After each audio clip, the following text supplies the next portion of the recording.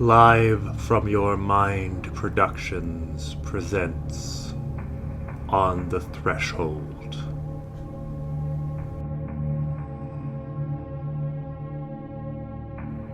Episode 2, Sandcastles of Memory.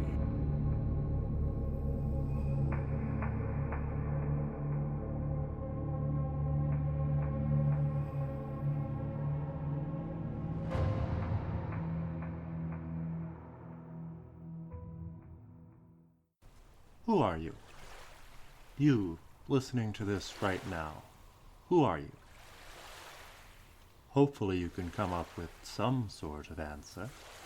Perhaps it calls to your mind a name, maybe a profession, a social role, or an important relationship.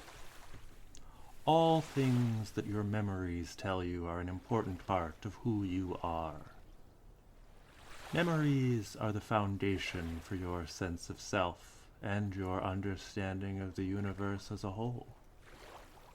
But memories are not solid brick and mortar. No, even in the best of circumstances, they're fragile things, distorted with each recollection further and further, until they resemble nothing of what they once were. Memories are sandcastles, steadily worn down with each crashing wave of time. Some might be sturdier built than others, lasting longer against the tide, but eventually their noble towers droop, their walls crumble, and all too soon the last remnants are washed away completely.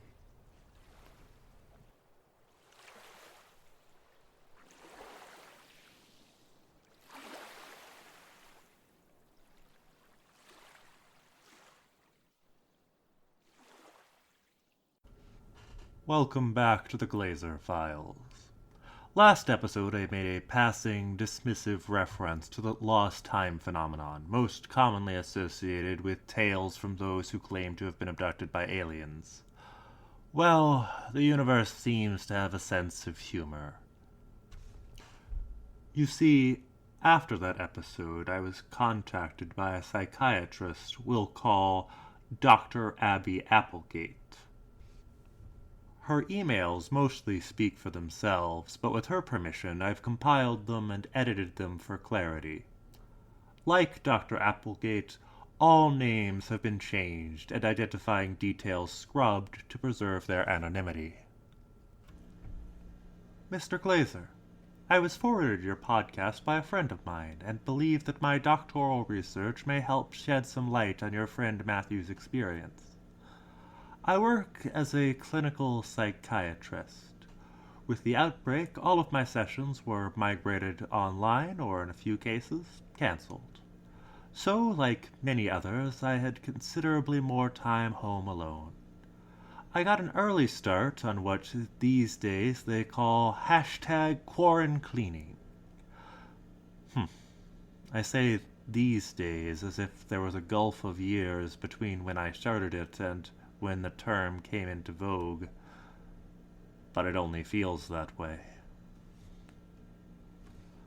Once I finished organizing all the living areas, I had only the closets left, and in one of those closets was where I found a box that I didn't recognize.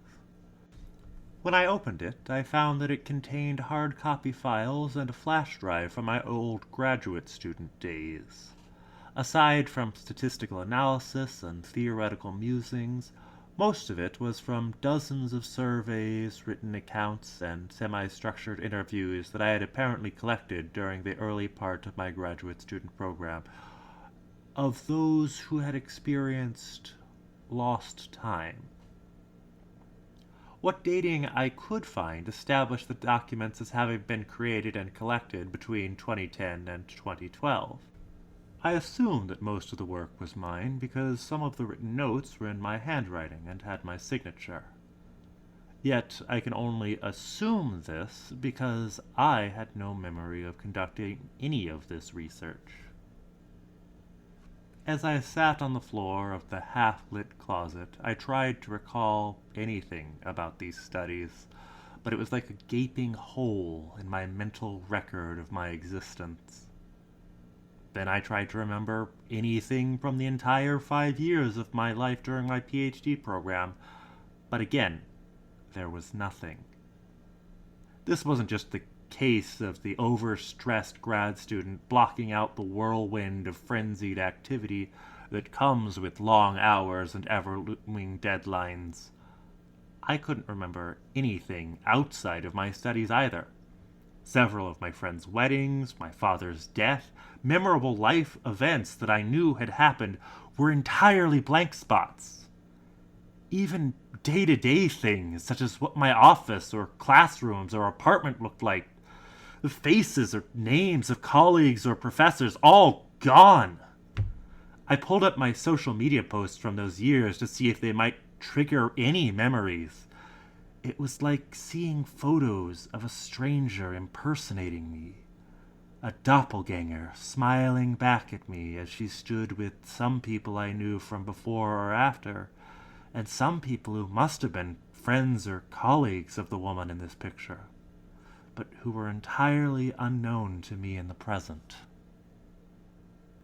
The photos of the campus and the apartment where I'd spent half a decade prompted none of the recognition or reflexive emotional responses they should have in me.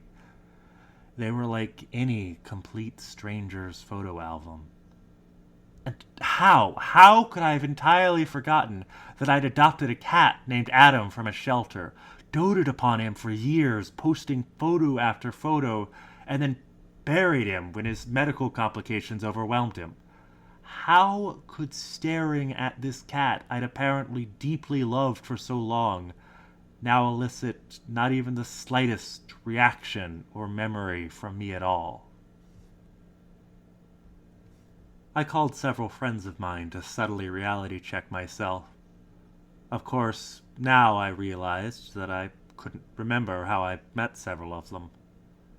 We reminisced about old times that were perfectly real to them, but which had no place in my recollection. I don't think any of them caught on that I was just imitating the nostalgia they clearly felt. The connection between my own state and that of my apparent research subjects wasn't lost on me, but I compartmentalized that as I sought comfort in a defined self-diagnosis. I pulled up my DSM-5 and a few other sources to brush up on amnesia. My memories of starting my clinic position after graduation and my undergraduate days seemed intact, which meant that if it was organically arising, the inciting trauma, that is to say the brain damage, must have occurred shortly after the end of my PhD program. That assumed that it wasn't a localized dissociative amnesia, which is generally associated with extremely traumatic events. And while grad programs are notoriously stressful, I doubted that my experience was on par with the intense violence or abuse normally involved in such cases. I'd need to check my medical records to verify whether I had been hospitalized for head trauma during the time, but for now I could tell myself that I had a diagnostic theory. So, at 2 a.m., I went to sleep. That's when the dream started. I'm in a windowless office, writing commentary on files late into the evening. The doorknob turns as if someone is trying to get in, but it's locked. "Who is it?" I call, thinking it's odd that there's someone else here at this hour. "It's you," comes the reply. "What are you doing in my office?" "But this is my office," I protest. Silence before I hear the sound of footsteps, and more silence. With some mix of curiosity and indignation, I leap up and pull open the door. I see a darkened hallway in an empty office block, with muffled footsteps receding. When I turn back to my office, I instead see more of the hallway. And so I start walking, looking for my office or an exit. But all I find is row upon row of dark, windowless halls, intermixed with nondescript cubicle farms. Occasionally, I think I hear voices or movement, but when I follow them, I find only more empty rooms. Eventually, I see a light emerging from beneath the closed door, as if someone is there. Then I recognize my name on the door plate and realize that I've finally found my way back. But when I try the handle, it won't turn. "Who is it?"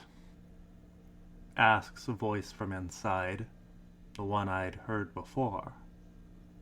"It's you," I say in surprise. "What are you doing in my office?" "But this is my office," she says. At this point, I realize what has happened, and I run, for reasons that only make sense to my dream self. The rest of the dream is returning once more to the dismal labyrinth of dark halls.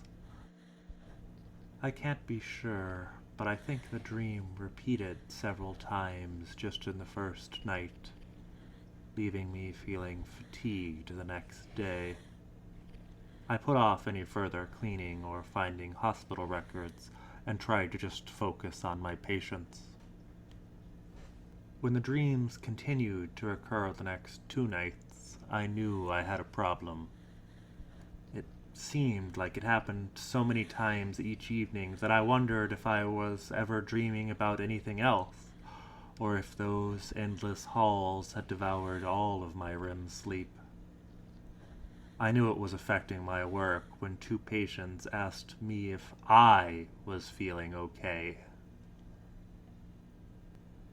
I decided to try lucid dreaming, thinking that if I could gain control and disrupt the cycle, I might identify the underlying cause of the dreams and resolve them. Thus, I set myself a mental reminder to realize when I was dreaming, if I heard my doorknob turning and saw that I was back in that same dream office. That part, at least, worked. When I hear the rattling, I don't ask any questions. I simply get up to courteously let myself in, thinking that we could have a friendly conversation about what is happening. But I am not there. The door opens to what I can only describe as a roiling sea of clouds, like what one might see outside an airplane window during a thunderstorm. But the clouds' colors are wrong, a turbulent swirl of reds, purples, and greens. And in the thunderclaps, I hear voices. Something moves beneath the clouds in the distance, like a shark stirring the surface of the water above it as it pursues its prey. I crawl upon an organic-seeming lattice, desperately clinging to it for fear of falling into the clouds, while forcing myself forward for fear of what is below them, drawing ever closer. In subsequent dreams, I attempt to use lucid dreaming to remove or alter the unseen entity, but it is entirely resistant to my influence, as is the cloudscape as a whole, and no amount of rational self-reassurance that it is a dream calms the primordial terror I feel, my heart pounding in my chest so hard that I very much fear it will give out. my waking life continued to deteriorate as fatigue turned to exhaustion. I developed chronic headaches so agonizing that I've had to prematurely end sessions with clients. I suspect that the latter is only partially due to sleep deprivation, but is the result of high stress reactions to the dreams themselves and the entity within them. I determined that I only fall into the cloudscape when I diverge from the original dream's cyclical script. That is, when I attempt to change the conversation at either side of the door. As dispiriting as wandering the empty halls is, so I submit to the dreary, predictable confines of a misleading conversation with myself and roaming the dark offices. With continued practice in lucid dreamings, I'm even able to lighten these up somewhat, but I can still not actually see anyone else, even when the voices sound like they're coming from the very next room. For perhaps a week, this works, and my headaches recede. But then I start hearing it in the hallways, distantly at first, an occasional rumbling just at the edge of perception. Every night since then it draws nearer. I've started noticing the floorboards warping, like water displaced in the wake of a massive beast rising to the surface. This becomes more pronounced each time I return. I've started hearing its approach even awake now, or as awake as I ever get between when my attempts to stave off sleep inevitably fail. I know the root of all this must have something to do with my research I can't remember in grad school. The sudden onset of the nightmares immediately after my rediscovery cannot be coincidental, nor can the similarity between my own substantial memory loss and that of the people I was studying. I will happily put all of the files from my box at your disposal and pay whatever fee you charge to find out what happened and how to survive whatever this is. After some background investigation to verify Dr. Applegate's identity and credentials, I agreed to look into her research. Firstly, we found no evidence that she had ever been treated for head trauma, and she had doubts that she would have been able to survive otherwise unhindered from any such force necessary to cause such targeted memory loss without treatment. Thus, we ruled that out as a probable cause. Combing through her social media posts and the Wayback Machine's imaging of the university's psych department pages, I determined that the likely leader of the project about lost time was someone I'll call Dr. Bethany Bridger, whose published work primarily focuses upon memory, naturally. Starting around 2010, Dr. Bridger's publication output seems to have declined, confined mostly to signing her name to papers by her graduate students, which suggests that her research focus was primarily upon this ongoing research project. But strangely, I haven't been able to find any publications related to the project itself, which is quite surprising, as oblique references in various sources suggest that at least 8 different graduate students were involved with it, and one would assume that they would expect something to show for it to benefit their future careers. In summer 2016, Dr. Bridger seems to simply vanish. Not only is she removed from the university's faculty listing and entirely stops all publication, but I can find no record of her transferring to another university or taking a position in either the private or public sector. Furthermore, while I had been able to establish an address history for the previous 10 years, Her rent lapses that summer, and I have thus far been unable to determine her residence since then. That sort of evasion is no small feat. Even from a distance, I've tracked down the addresses of many who try to live off the grid, regardless of their changing names, identities, and gender presentations. Yet, her sudden departure seems to have garnered no mention in any university or local media coverage. No obituaries, no fond words for departing faculty, no mentions of disciplinary hearings, no discussions of a mysterious disappearance, nothing. It's as if she was not only erased from existence, but so was every connection she'd had with the rest of humanity. Except perhaps one, which I'm currently looking into. I'll continue to delve into that investigation as well as the contents of the files on lost time cases next episode.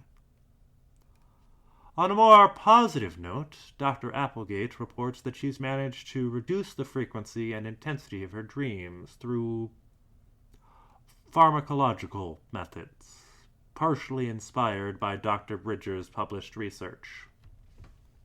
She says that this seems to have slowed the advance of what she calls the entity, allowing her more restful sleep for the moment, but the entity is still present, merely delayed. Less positively, I've been able to find some potentially corroborating evidence of Dr. Applegate's concerns that the phenomena she reports experiencing may be dangerous. At Dr. Applegate's request, I've refrained from directly contacting other participants in the project for fear that it might similarly put them at risk. But, in the age of easily accessible public records and social media, this is hardly a hindrance to investigation. One of the other grad students I've tied to the project was a neurologist I'll call Brendan. In February 2018, Brendan appears to have died of a stroke at the improbably young age of 26. Or at least that's the best fitting cause that the coroners could come up with. The person on record reporting the death seems to have been a cashier at a local pharmacy whom I am currently working to contact. But what worries me is that just 2 weeks before his untimely death, he posted on a dream interpretation subreddit, asking for help with recurring nightmares of being, quote, hunted by an unseen leviathan from below.